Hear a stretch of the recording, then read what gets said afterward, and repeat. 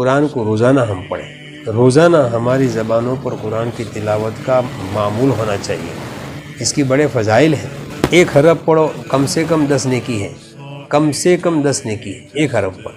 پھر جیسا جیسا اخلاص، آدمی کا اخلاص جتنا بڑا ہوا ہوگا نیکیوں میں اضافہ اتنا ہی ہوتا چلا جائے گا۔ آدمی سفر میں ہے، سفر میں قرآن کی تلاوت کرے تو بھاؤ بڑھ جاتا ہے۔ نماز 4 کی 2 ہو جاتی ہے، لیکن وہاں پر قرآن کی تلاوت بھاؤ بڑھتا ہے، وہاں 4 کی 2 پڑھنے پر بھی بھاؤ بڑھتا ہے، اس لیے کہ حکم اللہ کا ہے، تو وہ تو گنتی میں کم ہوئی ہے، ثواب میں کم نہیں ہوتی وہ۔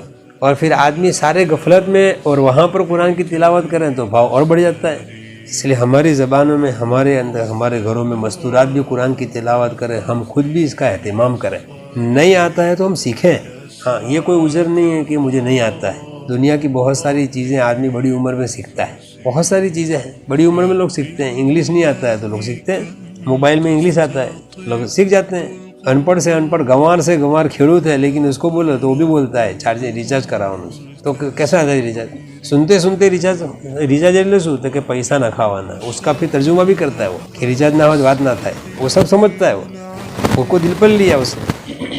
لیکن قرآن نہیں آتا ہے تو ہم نے دل پر نہیں لیا ہے۔ قرآن کی تلاوت کا اہتمام ہو، یہ ہماری حفاظت ہے۔